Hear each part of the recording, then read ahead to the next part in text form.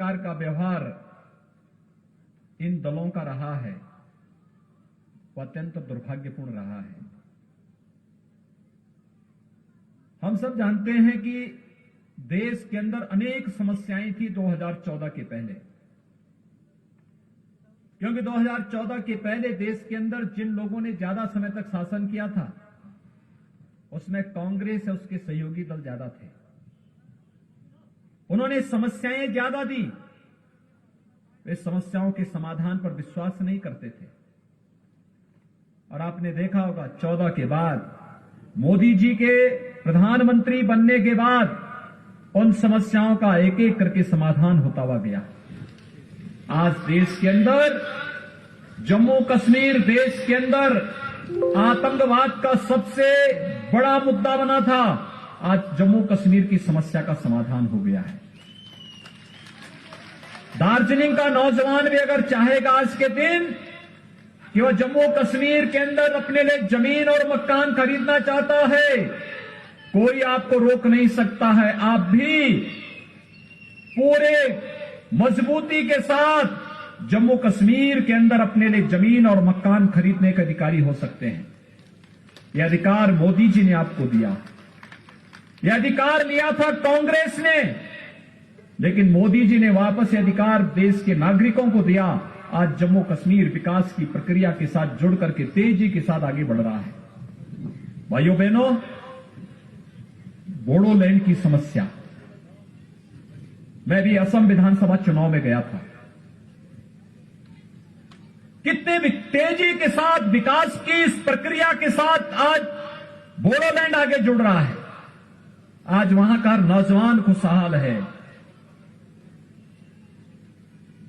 अयोध्या में राम जन्मभूमि पर भगवान राम का भव्य मंदिर बने, 500 वर्षों से हिंदू समुदाय इसके लिए लड़ रहा था, लेकिन आजादी के बाद भी कांग्रेस इस मुद्दे को उलझाती थी, लड़ाती थी। मोदी जी आए, सभी बाधाओं को दूर किया और आज अयोध्या में भगवान राम की भव्य मंदिर के निर्माण का कार्य भी प्रारंभ हो चुका है।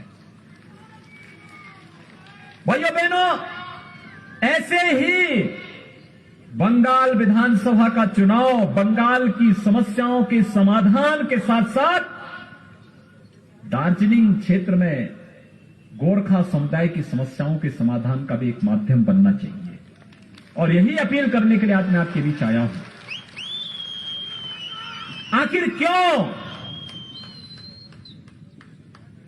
इन दलों ने पहले इस समस्या के समाधान में रुचि नहीं ली? क्योंकि इनके हित जुड़े हुए थे,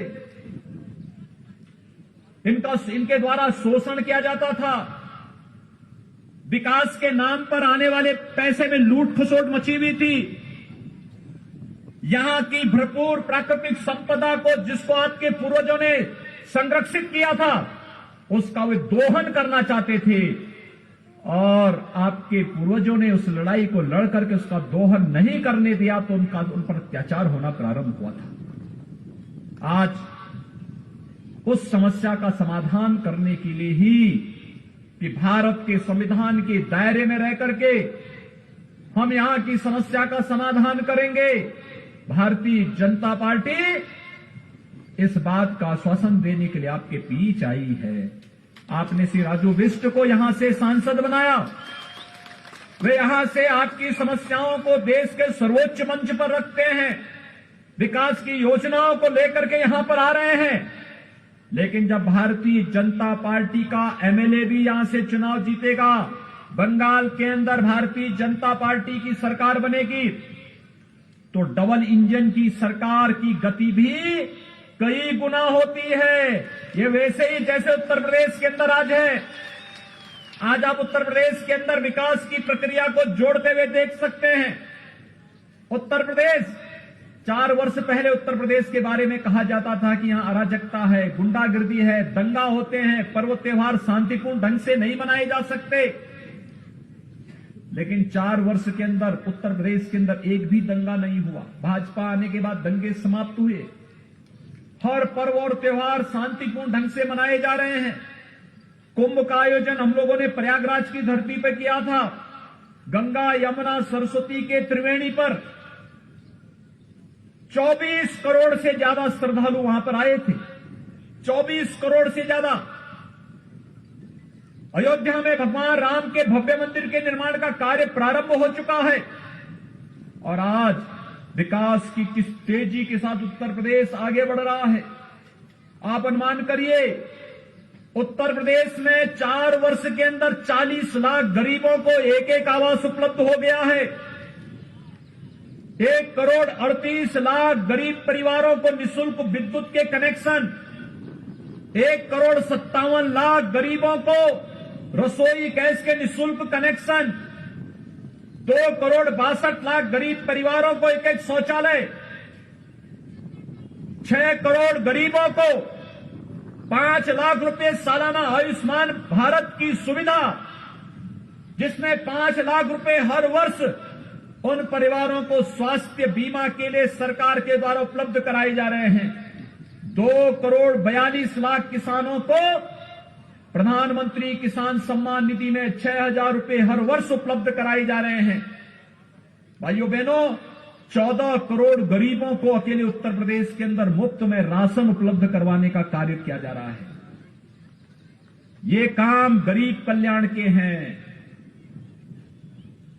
आपने देखा होगा, बंगाल के अंदर भी पंचायत चुनाव हुए थे, कितनी हिंसा हुई थी। लोकल बॉडी के इलेक्शन में कितनी हिंसा हुई थी। और इस समय उत्तर प्रदेश के अंदर चुनाव चल रहे हैं, आपने एक भी जगह हिंसा नहीं देख रहे होंगे। मैं बंगाल में प्रचार कर रहा हूं, उत्तर प्रदेश में शांतिपूर्ण तरीके से चुनाव चल रहे हैं। यह है परिवर्तन। इंफ्रास्ट्रक्चर, हमने नेपाल को, बिहार को, छत्तीसगढ़ को, झारखंड को, मध्य प्रदेश, राजस्थान, उत्तराखंड, हरियाणा, दिल्ली, इनसे जुड़ी हुई उत्तर प्रदेश की पूरी सीमाओं में जितने भी हमारे मार्ग थे, उनको 4 लेन की कनेक्टिविटी से जोड़ा है। 5 नए एक्सप्रेसवे उत्तर प्रदेश के अंदर बन रहे हैं। ये 5 एक्सप्रेसवे उत्तर प्रदेश की इकोनॉमी को बढ़ाने वाले, उत्तर प्रदेश की प्रति व्यक्ति आय को कई गुना बढ़ाने की वादा रखते हैं। एयर कनेक्टिविटी को बेहतर किया है। ये सब इसलिए संभव हो पाया है क्योंकि प्रधानमंत्री मोदी जी का वरद हस्त और उनका मार्गदर्शन है और उनका सहयोग है। उत्तर प्रदेश के अंदर भाजपा की सरकार है और डबल इंजन की सरकार विकास की प्रक्रिया को तेजी के साथ आगे बढ़ाती है, तो उत्तर प्रदेश की 24 करोड़ जनता के जीवन में खुशहाली लेके आती है। और यही तो हम बंगाल के लिए भी कहना चाहते हैं। आखिर दार्जिलिंग और उसके इन क्षेत्रों की कितनी प्राकृतिक सौंदर्य है इसमें।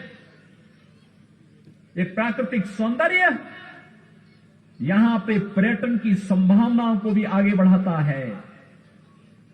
ये पर्यटन, ये प्राकृतिक सौंदर्य हेल्थ एंड वेलनेस के नए स्पॉट के रूप में हेल्थ टूरिज्म को भी आगे बढ़ाने का एक मादा यहां पे रखता है। और मैं तो कह सकता हूं, यहां पे भाजपा की सरकार होती तो टूरिज्म में यूरोप और स्विट्जरलैंड आपसे कई पीछे छूट जाता। दार्जिलिंग नंबर 1 पर देश और दुनिया के अंदर आ गया होता। यहां के इन सभी बहन बेटियों को और यहां के इन नौजवानों को दार्जिलिंग के अंदर ही नौकरी और रोजगार की सुविधा उपलब्ध हो जाती है। इनको कहीं बाहर जाने की आवश्यकता नहीं थी, दुनिया आपके पास आती।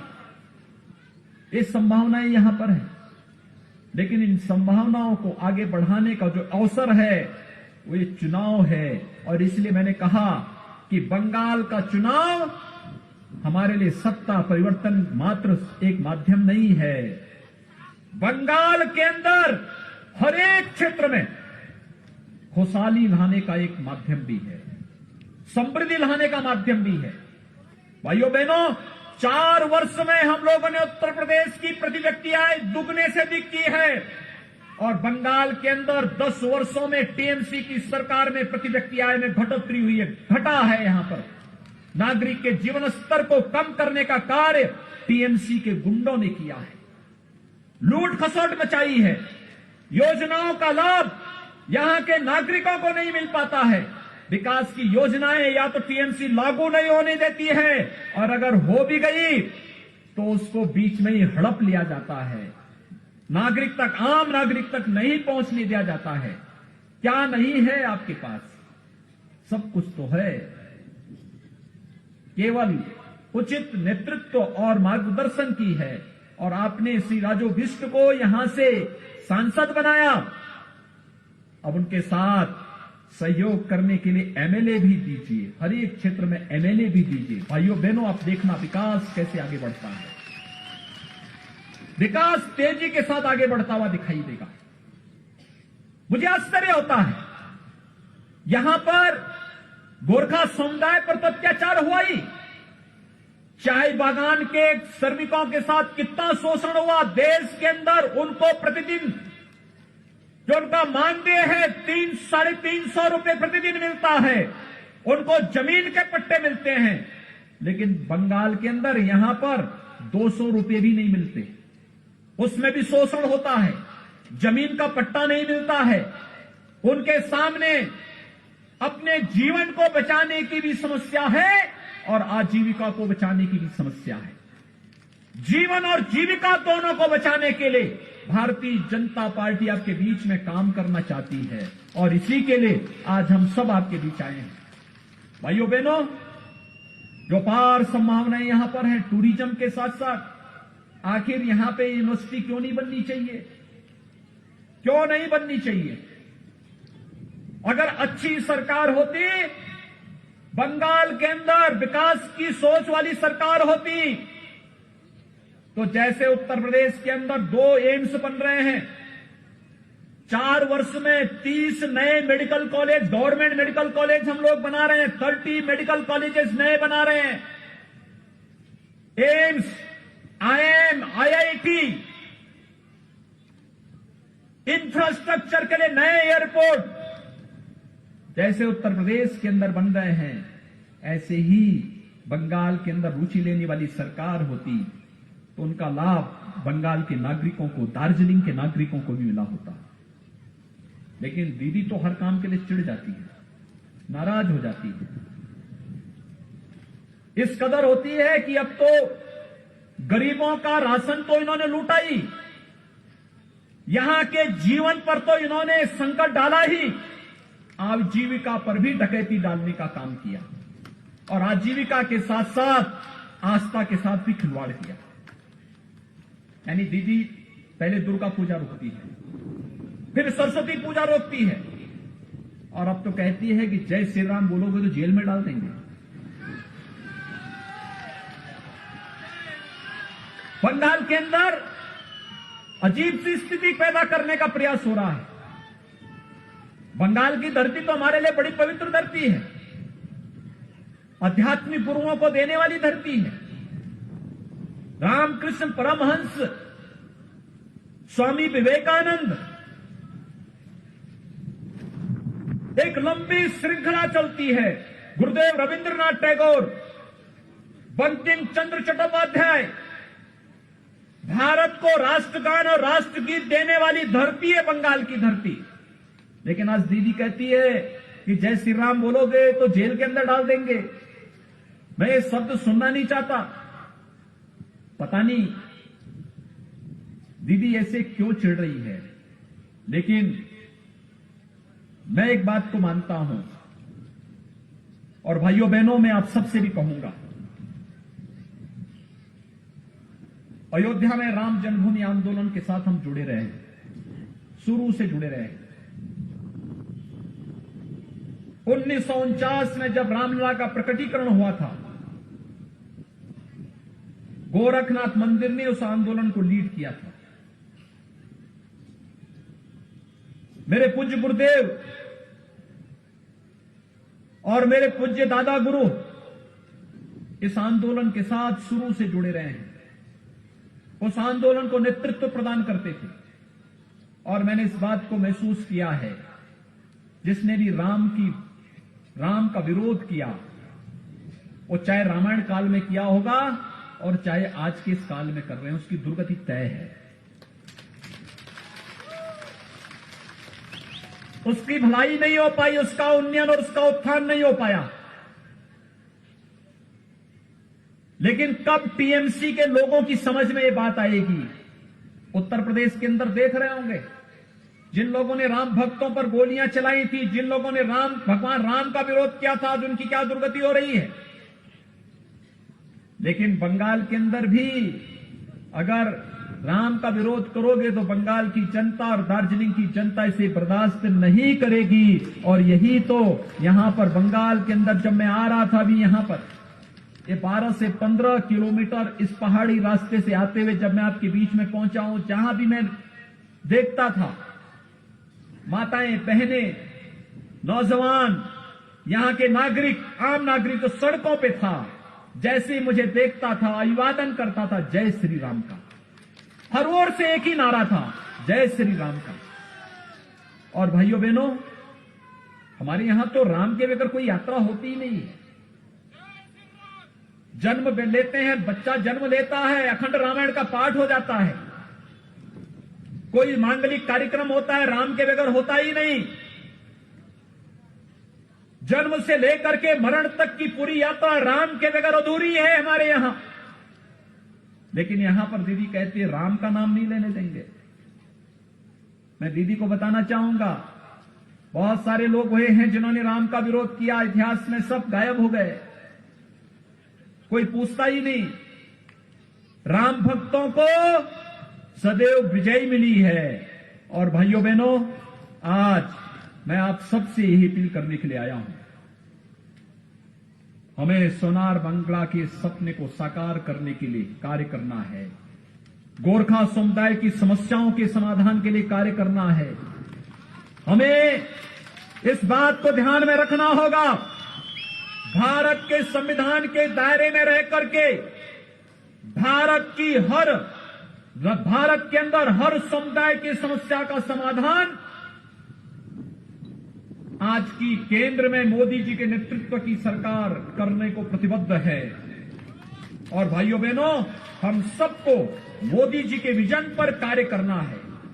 हम सबको मोदी जी के नेतृत्व में कार्य करना है, उनके विजन के खूब भालो सारा पक्षी আমরা देश की समस्याओं का समाधान करना है और एक भारत श्रेष्ठ भारत की परिकल्पना को आगे बढ़ाते हुए भारत को दुनिया की एक महाताकत के रूप में स्थापित करना है। और इसी के लिए तो आज हम सब आपके बीच यहां पर आए हैं, इसी के लिए हम लोग आपके बीच आए हैं। विकास तेजी के साथ आगे बढ़ेगा। भारतीय जनता पार्टी को बंगाल के अंदर सरकार बनाने दीजिए। यहां की टीएमसी की गुंडागर्दी का हिसाब कानून के दायरे में रह करके एक एक करके लिया जाएगा। चिंता मत करिए, उससे घबराने की आवश्यकता नहीं, कतई घबराने की आवश्यकता नहीं। आपने लंबी लड़ाई लड़ी, लंबी लड़ाई चल रही है, लेकिन अब लड़ाई का सुखद परिणाम सामने आने की जब स्थिति पैदा होती है तो हमें भी पूरे धैर्य के साथ, पूरी मजबूती के साथ अब आगे बढ़ने की आवश्यकता है। एक सकारात्मक दृष्टिकोण अपना करके हम इस समस्या के समाधान की दिशा में आगे बढ़ेंगे तो अवश्य समाधान का रास्ता निकलेगा। अनेक नौजवान आपने खोए हैं, अनेक आंदोलनकारी जो आपके हितों के लिए काम कर रहे थे, आपने उनको गंवाया है। लेकिन सरकार ने, टीएमसी की सरकार ने, कम्युनिस्टों ने, कांग्रेस ने कभी भी आपके हितों के लिए सकारात्मक रुख नहीं अपनाया। अत्याचार, शोषण और भ्रष्टाचार इन दलों का पर्याय बन गया था।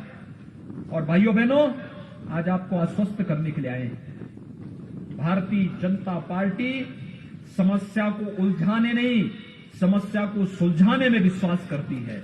और सुलझाने की दृष्टि से इस चुनाव में भारतीय जनता पार्टी आपके बीच फिर से आई है। आपका सकारात्मक रूप भारतीय जनता पार्टी के प्रति दिखाई दे रहा है, हर एक क्षेत्र में देखने को मिला है। आपने लोकसभा चुनाव में समर्थन किया, विधानसभा चुनाव उसकी अगली कड़ी है। और जो मैंने कहा, जब डबल इंजन की सरकार आएगी, तेजी के साथ एक कार्यक्रम आगे बढ़ेंगे, तेजी के साथ आगे बढ़ेंगे। आज आपने देखा होगा, नई नई दृष्टि कार्यक्रम आगे बढ़ रहे हैं, अलग अलग क्षेत्रों में कार्यक्रम चल रहे हैं, विकास की प्रक्रिया तेजी के साथ आगे बढ़ रही है। देश के अंदर 70 वर्ष लगे, देश के अंदर 55 वर्षों तक कांग्रेस ने शासन किया, एक एम्स दिल्ली में दिया और मोदी जी ने 6 वर्ष में 22 नए एम्स देश के अंदर दिए हैं, जिसमें से 2 एम्स यूपी में बन रहे हैं। क्यों नहीं आपका यहां बनना चाहिए? क्यों नहीं दार्जिलिंग में एक विश्वविद्यालय बनना चाहिए? क्यों नहीं यहां पर यहां की आवश्यकता के अनुरूप सुविधाओं का उन्नयन होना चाहिए? और क्यों नहीं यहां की प्राकृतिक सौंदर्य को दुनिया के पर्यटन केंद्र के रूप में विकसित करने के लिए, हेल्थ एंड वेलनेस सेंटर के रूप में विकसित करने के लिए क्यों नहीं ये कार्यक्रम आगे बढ़ने चाहिए? ये बढ़ने की इच्छा शक्ति के लिए उस प्रकार के जनप्रतिनिधि और उस प्रकार की सरकार होनी आवश्यक है। और उस प्रकार की सरकार के लिए आपके बीच में आपका समर्थन प्राप्त करने के लिए, भारतीय जनता पार्टी के प्रत्याशी के पक्ष में समर्थन प्राप्त करने के लिए आज हम सब आपके बीच भाइयों बहनों यहां पर आए हैं। मैं आप सबसे अपील करूंगा, श्री विष्णु प्रसाद शर्मा को भारतीय जनता पार्टी के प्रत्याशी के रूप में आपके बीच आए हैं। इन्हें भारी बहुमत से विजयी बनाने की अपील आप सबसे करने के लिए आए हैं। श्री विष्णु प्रसाद शर्मा को आप लोग सही समर्थन देंगे? दोनों हाथ उठाइए, इधर से भी, उधर से भी, सभी ओर से, ऊपर से भी, जहां है वहां से, सभी ओर से दोनों हाथ उठाइए। दोनों हाथ उठा के मेरे साथ बोलेंगे, जय श्री राम, जय श्री राम, जय जय श्री राम।